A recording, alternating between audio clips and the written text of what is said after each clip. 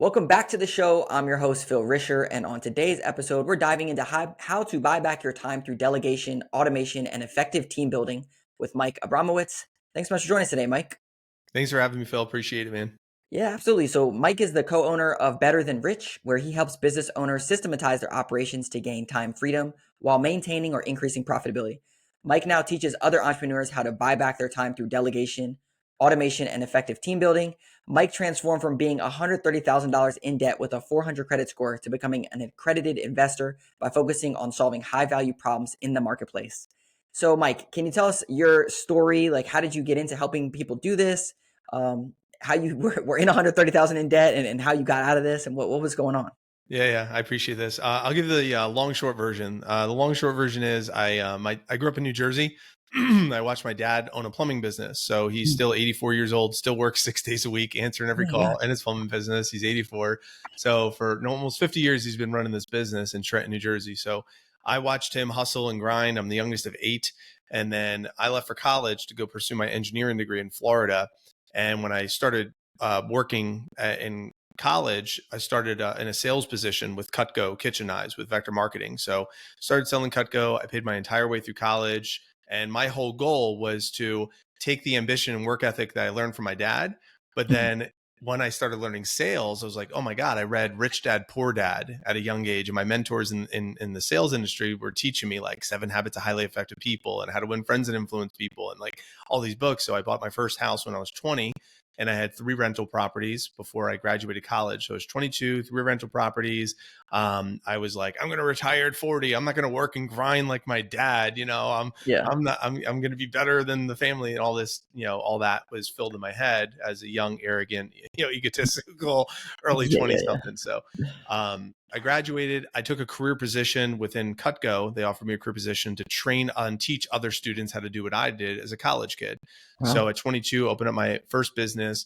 I had the rental properties, and then 2008 hit and the market collapsed. Hmm. So I lost the rental properties. I was negative $130,000 in debt. I had foreclosed on the properties, a 400 credit score. I called the valley of my 20s because now the rest of my 20s was just climbing out of this hole Yes. that I built. So I now was that grinder that I Right. knew, because that's what my dad was. So I just worked 6, 7 days a week in my sales business, just trying to, make as much as I could to pay off that debt. So there was a lot of consequences to my health, my relationships. There's no time for friends. There's no time for hobbies. Like it was just like grind, hustle, work, grind, hustle, work. And that's pretty much what happened all the way through. I went to my first Tony Robbins event in like around 2013. I walked across fire. I'm now a 7-time fire walker. He said at that event, he said, my message is my message. Hmm. So at that event, I said, okay, what can I do? So I went on a speaking rampage. That next 12 months, I spoke for 300 hours in the school district in Pinellas County, Florida, and crafting whatever that Wow. message was. That led into 9 books. That led into a nonprofit that I started, PB&J for Tampa Bay. We provided 100,000 meals to the less fortunate while running my direct sales organization. So now all I did was I had my sales organization, I had my books, I was speaking, I was writing, I had this nonprofit. So all I did was add on more jobs. Yes. And then I fell in love and I hired a business coach because there was no way I was going to have a relationship and a family. I was just going to be what my dad was to me, which was great. He was ambitious, he was a provider, but he missed a lot of basketball games growing up. So I hired a business coach in 2016. His name is Andrew. And he had an experience in India helping scale a company from $6 million to $30 million with a team of 1,400 underneath him. So he Mhm. had this corporate experience. So he came to the States and started teaching small business owners how to corporatize their small business. Hmm. I hired him. He helped me corporatize, meaning I brought in virtual assistants offshore. I brought in automations and Zapier and technology solutions and, delegation. I pretty much McDonaldified my business to make it super simple. And then COVID hits 2020 and we just crushed it because we were doing Zoom meetings and virtual and all this stuff Yes. before that was really relevant. Yes. And I'll kind of tie a bow on the long, short version of the story, but and this New Year's Eve of 2020, my son was born, James. He was born at 1 pound 4 ounces at 26 weeks. Holy So cow. his due date was in April. He was born in New Year's Eve, and we were in the NICU with him for 8.5 months. And during that time, my office, my Cutco business, was able to run without me because of all those systems that Andrew Mm. helped me put into place. So that way I could work from home and be a present dad and husband. So it was like overcompensated for what my dad did. And it still produced 7 figures in sales, 1.3 million in sales. It still did $250,000 in revenue without me there running the day-to-day operations.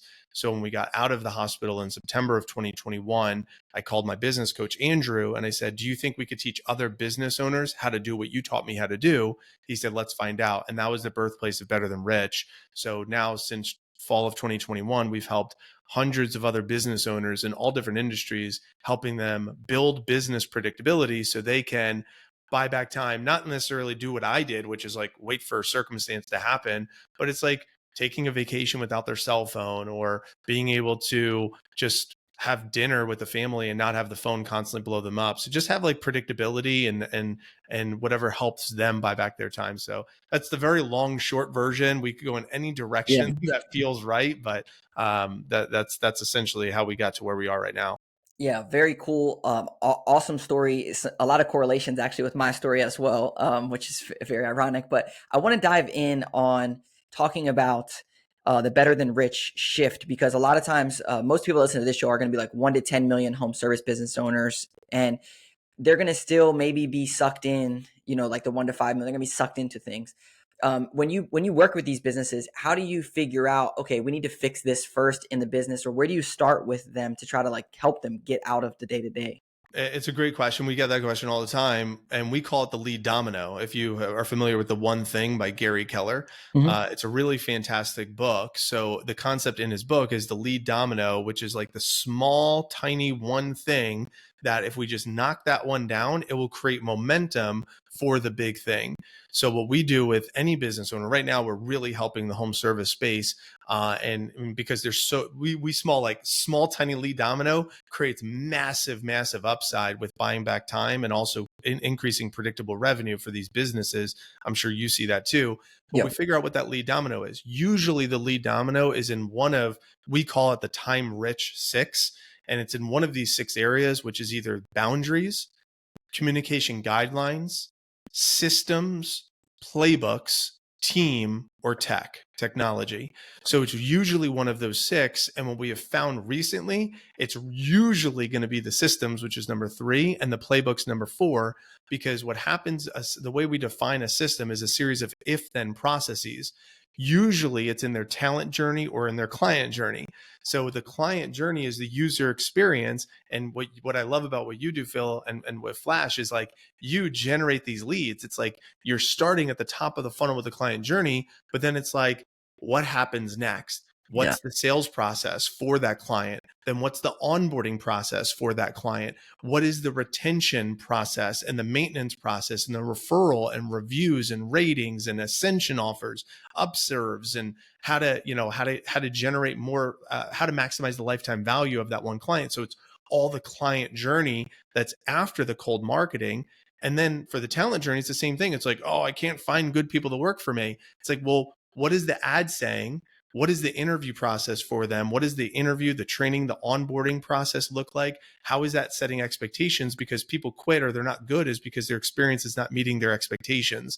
So it's building all the systems, the if-thens, like a flow chart, but then documenting it with videos and materials and SOPs and playbooks. That's the playbook section. So it's these business owners, especially the blue collar space, like they understand how to do the thing, like how to fix the plumbing, how to fix the landscape, but to systemize the white collar stuff, that's where we're finding a huge upside, is to create lots of predictability for the user experience, both the owner, the talent, and also for the clients and the prospects. Yeah, I think the systems.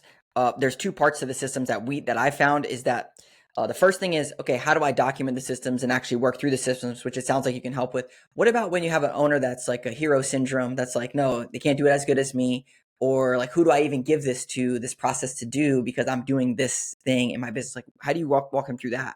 Yeah, well, that's the team. That's number 5, right? So Okay. the team is who's executing those plays.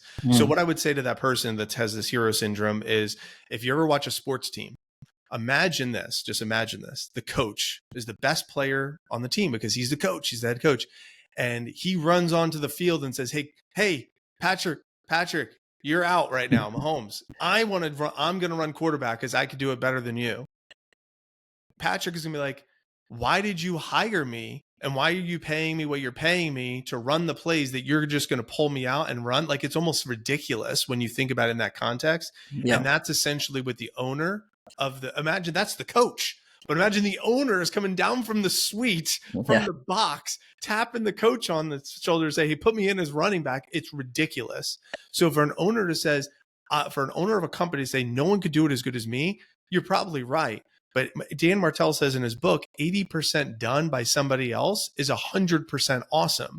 So we have to think about, how can the owner not be, I have to be the person who does it. It's, how could the owner say, I could install someone to do it 80% as good as me, but then I could buy back my time so I can focus on these other high leverage activities, because there's an opportunity cost. If I'm turning the wrench, if I'm doing the thing, the opportunity cost is then I'm not spiking more jobs, or I'm not hiring more talent, or I'm not focusing on other levers in the business because I'm in the middle of the operations doing the thing. So even though you might turn the wrench better than everyone else, you're not doing something else is not getting your attention. And that's the opportunity cost that we're missing. So we need to buy back time for the owner, install talent. But there's two different types of talents. There's experts, and then there's doers. So Phil, this business owner needs to segment that. If I want to hire an expert that already is an expert to turn the wrench, they're going to cost more, which is great, but they know what to do. You want to have them document exactly how they do it. So you're paying for their expertise to create predictability, and you're paying for their expertise on how to do the skill. But then there's doers, and the doers are lower wage, but they require training. They require time and patience, and you have to delegate, where often these business owners don't want to have the patience to do that. Yep. Or just go turn that wrench and do it the way I do it, but I'm not going to teach you how I do it. Just figure it out on your own. And that doesn't really work too well. And then there's this burn and turn. So it's like, I'll just do it myself. So we have to install experts methodically, and we have to install doers methodically, but that's delegation versus dumping. And that requires a little bit of different type of skill. Yeah. I love the analogy of player, coach, and owner. I went through the same exact exercise with our team about a year ago, and slowly, I can't get pulled back onto the field. I got to coach, got to own, whatever. And so I think for people that are out there, if you think about it in that realm, it helps you kind of figure out what seats that you're in into business and how you need to go to the next level. The big pushback on systems, Mike, is like, I got, technicians out in the field. I'm running around doing sales, trying to do sales. I got office people in the office. Like, how do I document things out in the field? How do I make sure that my customer service reps are doing the right thing? How do I document my sales process? Because it's not like I'm just sitting in an office with everyone, and I can just like manage it. How do you coach people to do that? The easy answer, Dan Martell says it in his book, Buy Back Your Time. He calls it the camcorder method. So with technology nowadays, it's a camcorder method. If you have a cell phone, you could document the process. So what I like is I like Loom. Loom is a really simple resource because you can video exactly what's going on. And then there's a little write document button on Loom where it creates an SOP. So as long as you have a video of the thing that you want to document, then that immediately can turn it into a written process with AI. And it's a free resource, which is amazing. So I would say every single process, every person in the business needs to know how to use Loom, record themselves doing the thing that they're doing, and then turn that into a written documentation for two reasons. Number one, if that person is no longer available, they quit, they're sick, there's something, you have somebody else now can follow that training. That's number one. So if that person, and number two, as you scale and grow and you want someone else to learn the position that they're in, you don't want to take that person out of the field to teach this new person. You have the new person watch the videos and then shadow the person who's already experienced. So you can document the process using a camcorder method with a technology like Loom, and then store them on a Google folder or Google Drive. It's real simple stuff, but we just have to think a little bit differently. We don't have to overcomplicate it too much nowadays. And back in like 30 years ago, maybe so, but not now. Yeah, that's right. The book behind you, Clockwork, he talks about the ACDC, attracting. Okay, how are we going to attract people? Document that. How are we going to convert people? How are we going to deliver the goods? How are we going to collect money? That's like a very simple framework of when you think about documenting your processes. Yeah, Mike Michalowicz. Yeah, he's impressive. Very impressive guy. So Yeah. Okay. So a lot of times people push back and say, okay, well, Loom, am I going to carry around my laptop on service calls? And what I recommend to people is get the voice memo on your phone, click play, go out and run the best service call of your life, exactly how you want it to be done.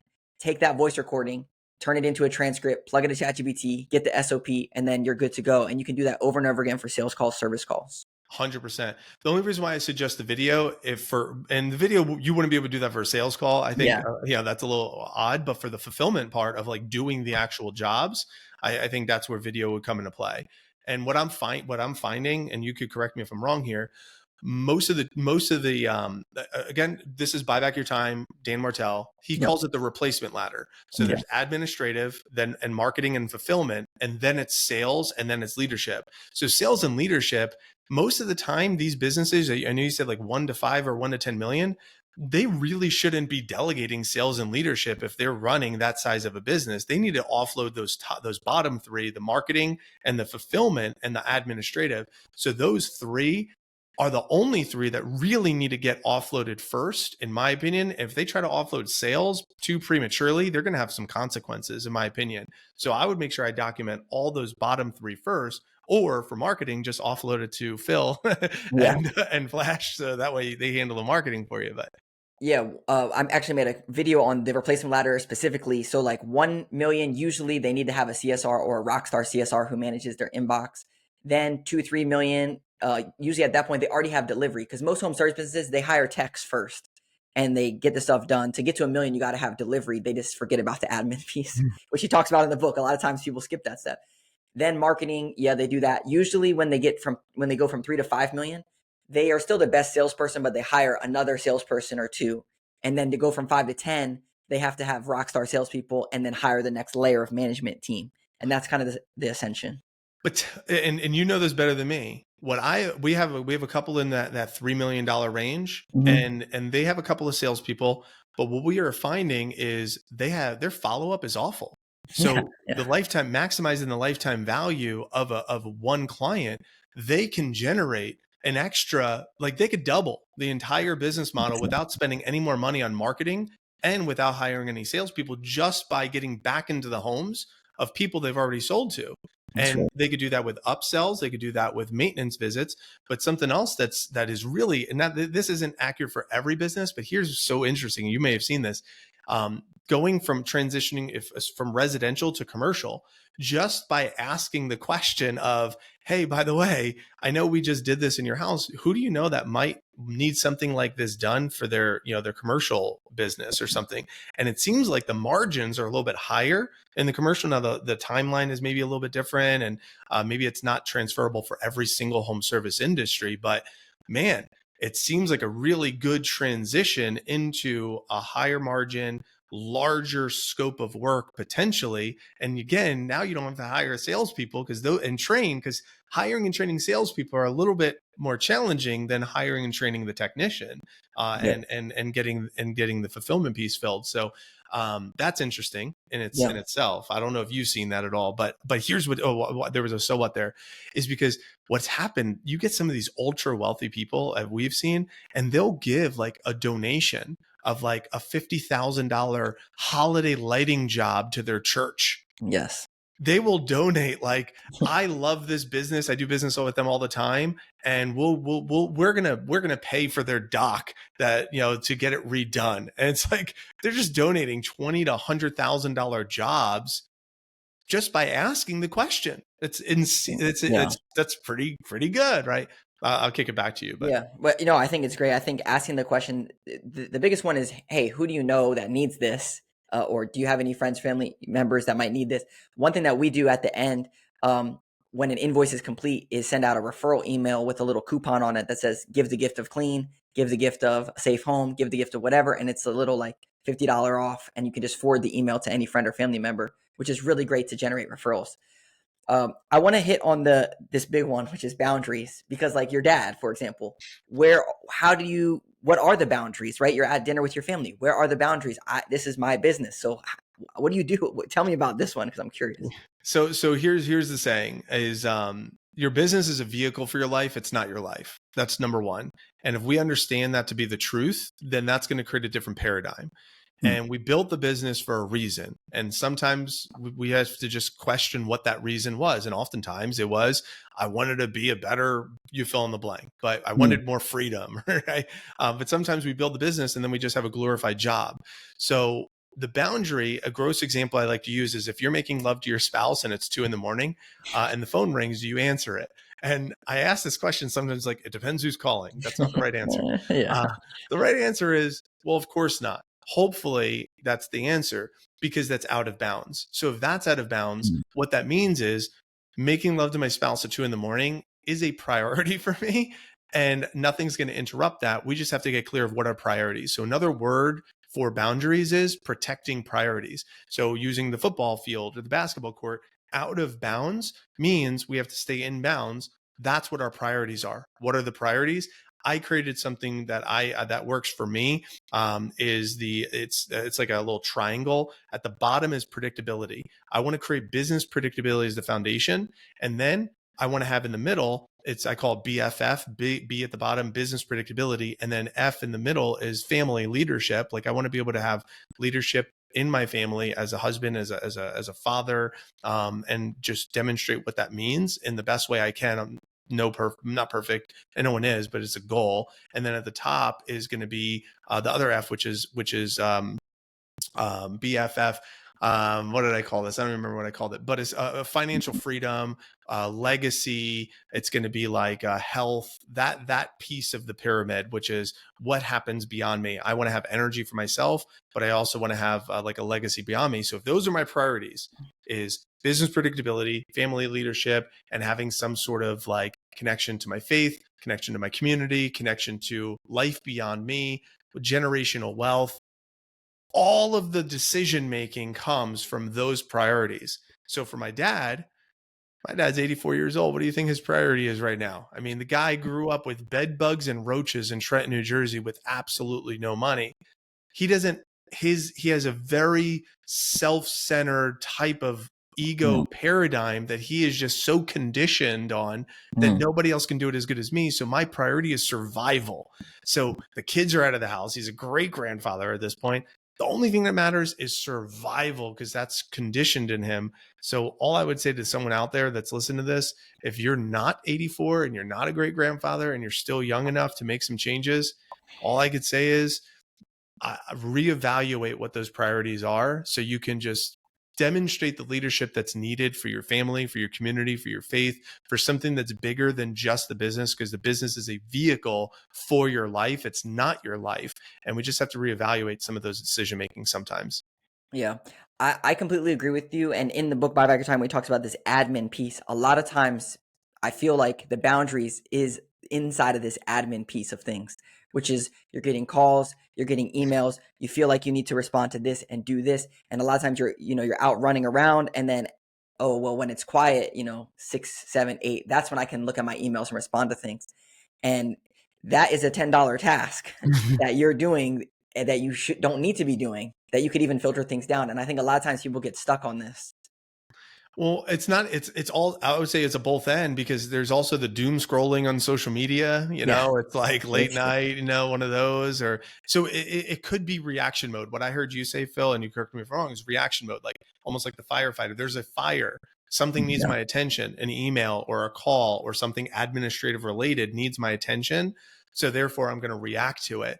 Mm. And sometimes that's what it is, but also there's distraction that shows up too. So there's reaction if there's no boundaries, and then there's distraction if there's no boundaries, where it's like shiny object. Or I'll give you an example.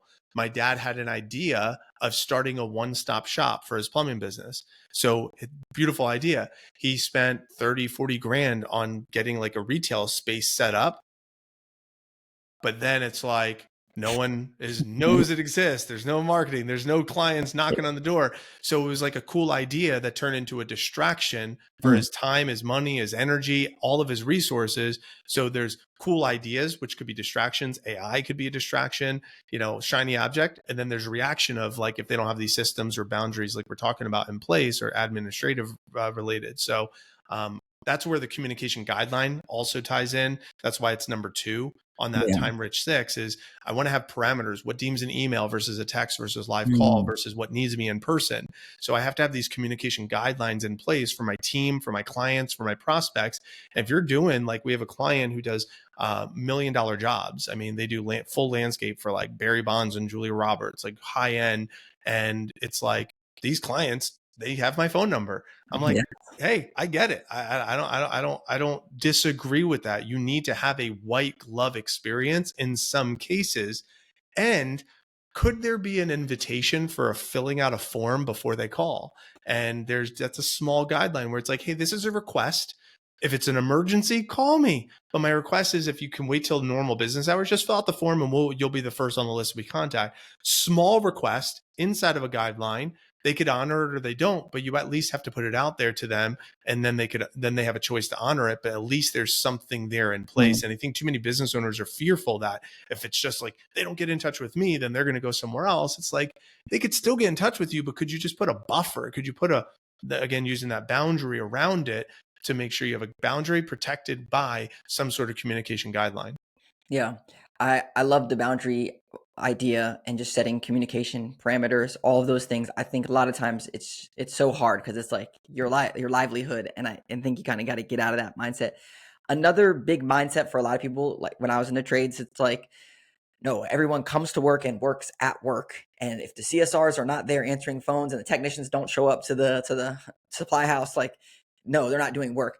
I know you mentioned offshore virtual assistants. I want to even just talk about like remote team members. Like how do you recommend people manage if, let's just say, they get a customer service representative who's in another state or something like that, or something in those lines? How do they manage that?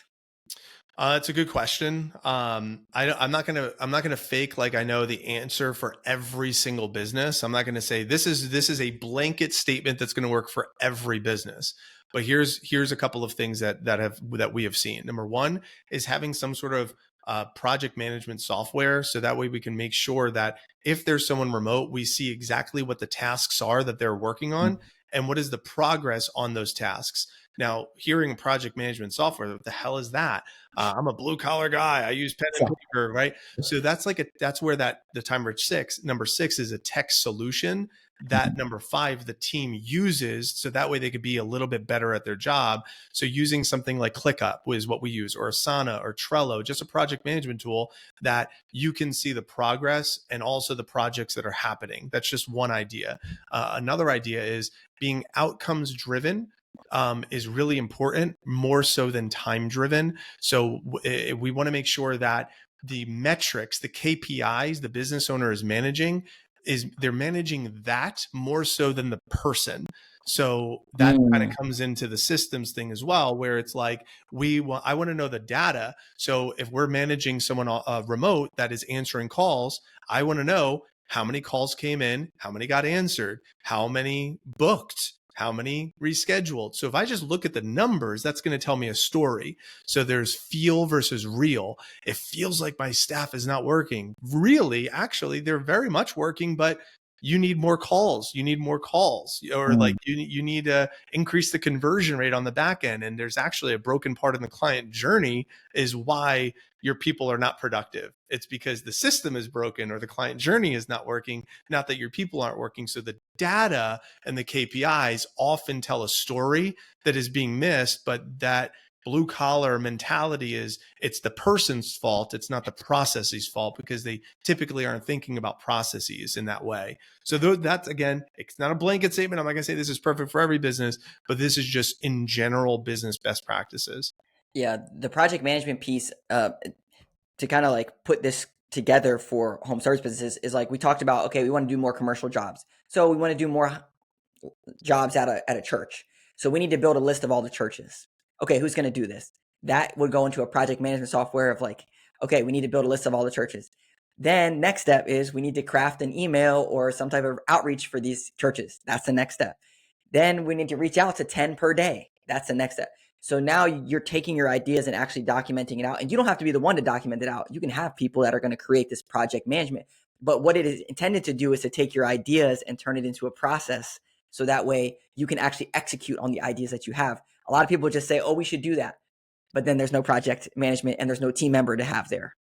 That's kind of what you're talking about, right? That's exactly what you're talking about. What's really nice is some of those tasks require potentially a different skill. So using that example you just said, organizing a spreadsheet, like finding all those churches in the area and putting on a spreadsheet is one skill. And then if we wanted to market to those individuals, might be a different skill. So you have different people, different who's, like a who, not how, by Dan Sullivan, different who's inside that same project management software doing different tasks underneath the exact same project. But it's the entire organization can see who's assigned to it. So you could assign it to a different person. You could also put a time frame. So when you set this up, and we do this for our clients all the time. So we set it up. It's like, how long do you think this should take?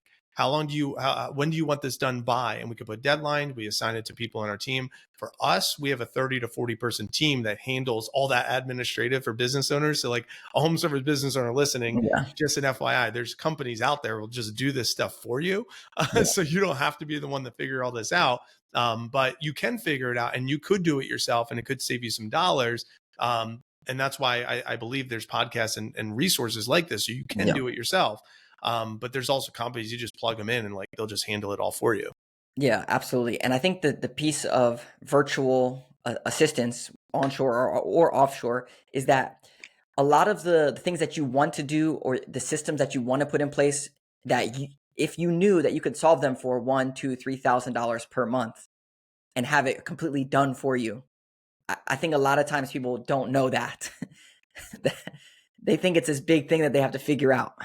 No. And because especially the dollar goes a lot further in a lot of these places around the world. So like our team of 30, 40, I mean, we have Latin America, we have India, Pakistan, the Philippines is a huge one for us. So all over the place, and the dollar goes further for them. So what might be a $25 an hour in the US task, someone offshore might do for a fraction of that. And they'd be thrilled, because the cost of living, like you could buy I did a math on this. It's actually really interesting. In the Philippines, it was like $1 million of their currency. Peso. What is it? They have Filipino pesos. Pesos. So 1 million pesos sounds like a lot. It's like, oh my God, 1 million pesos is like $1 million. It's actually like 30,000 USD. Yeah. And you could buy like a beautiful home and compound over there for that could house their whole family, like because they have like generational people live there for 30,000 USD. So you think about what that means here. They're thrilled with how far the dollar goes. And however, the small nuance is you do to make sure you trust people. We got to establish trust. You got to establish that trust. You got to make sure that they're quality workers, that, there's a lot of scams out there. So you have to have a vetting process is what I would recommend, especially if you're giving them some sensitive information. And that's why working with a company, I'm assuming you use some, offshore team. Yeah. You got to vet them. And that's some of the things that, again, these corner cuts that some of these folks might try to do. Absolutely. I think, there's a layer of going on Fiverr and finding someone to do a task, which is fine. Then people might upgrade to Upwork and try to find people like that, which is fine. But Upwork, as we know, you can't vet people and they might be, who knows if they're doing what they're doing. But then there's other companies out there that can help you vet specific type of virtual assistants to help you on certain tasks and even coach them through this process. And I read the book 4 Hour Workweek that's behind you. And that's how I learned about the whole VA thing this a while ago. But literally the first person that I hired was a virtual assistant to just help me with administrative things. Yeah. And that showed me that our whole team is remote. So, and we have some in the States, we have some overseas, but like the whole team is remote and it can be built out that way.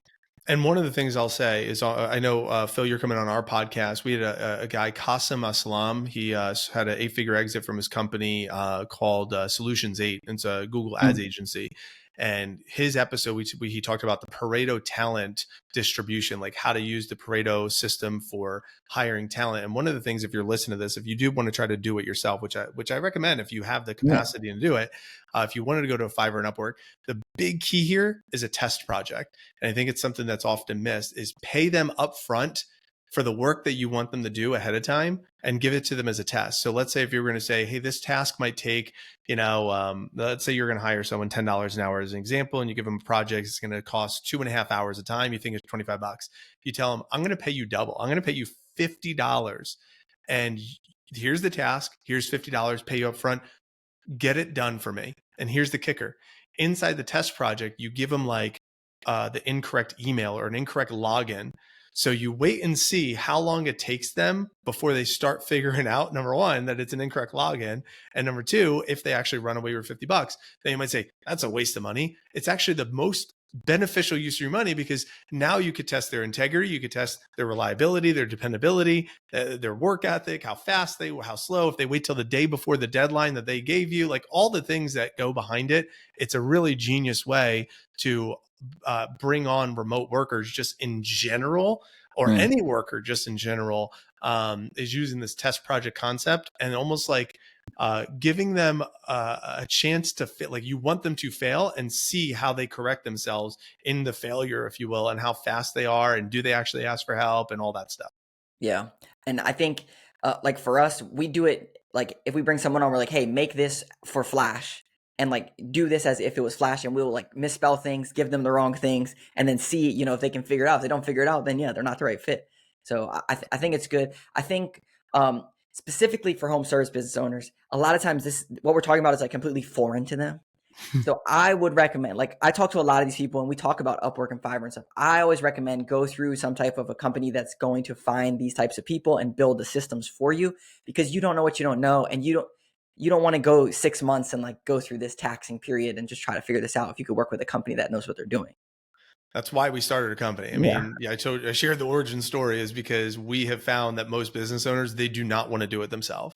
They're too busy. And that's why we started the company that we have with Better Than Rich. I mean, we didn't anticipate doing what we're doing. It's just the marketplace told us. Like we did an event. We thought we were going to go into the event space. I don't know. This is kind of funny. We did an event called Finding Your Purpose for business owners in Mexico. And they were all, we thought that's what these business owners needed.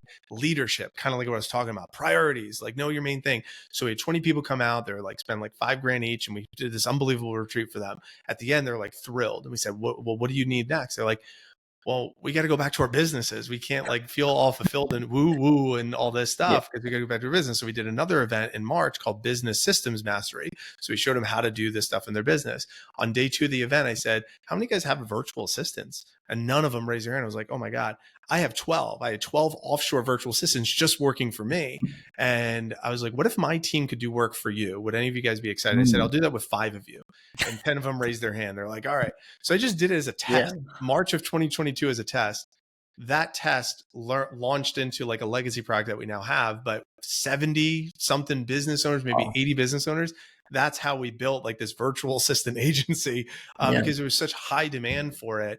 We've pivoted since, but now we've kind of rolled it into like this GSD thing where it's like get shit done, get stuff done. I don't know if it's a clean show, but GSD, we want to just get stuff done for people. So now we get the administrative done for them, but then we also found the higher level strategy, systems, processes, all that stuff we're talking about, they still need help there. So that's why we have this top down, bottom up type of approach that we take with business owners, because they really do want things done for them. And that's why I love what you guys do at Flash. If you're listening to this, you have to check out the marketing stuff that Phil has going on with Flash Consulting, because it's like a full done for you. Like here's leads, like here we've solved the lead gen problem. Like that's such a huge pain point that you're solving for. And I love that. Yeah, man, I really appreciate that. And I appreciate what you're doing, because I think there's a big need out there. So where should people go to learn more about your business, get in touch with you, see if they might be a right fit?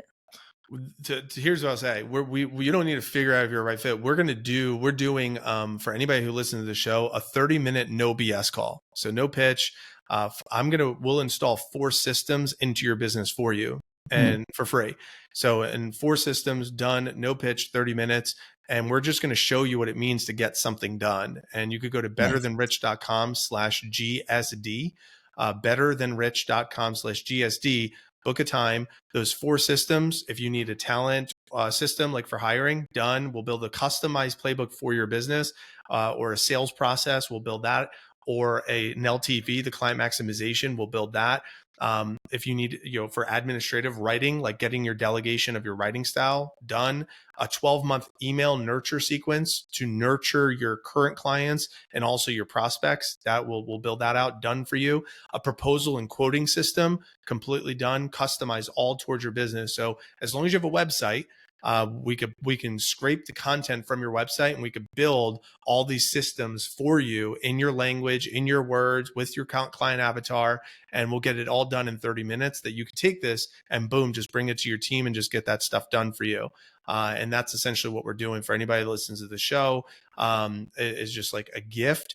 You don't need to learn about our services. Learning about our services is like on the way back end. We just want to give you a win that you could take right away up front, use it. And then if you get interested, you're like, whoa, that was pretty cool. If that's what you do for free, what do you do for us to, for us to give you our money and pay? And then we would talk about like coming out to Florida and to St. Augustine, and we build out the system together in person. You bring your key players, and we bring our team, you bring your team, and we essentially inject our team into your business and become an operations arm of your company. And we obviously could talk about that down the line, but right now, let's just help you get some wins and buy back some time. Yeah, I love it. I have a very similar philosophy in give the recipe and sell the cooking. And at the end of the day, like, it's just about helping people. And I really appreciate that about you. Yeah. Thanks, man. Thanks so much for giving me a chance to just kind of share the story and help where I can. You got it. All right, Mike. Well, take care, man. Talk to you soon. Thanks, Phil.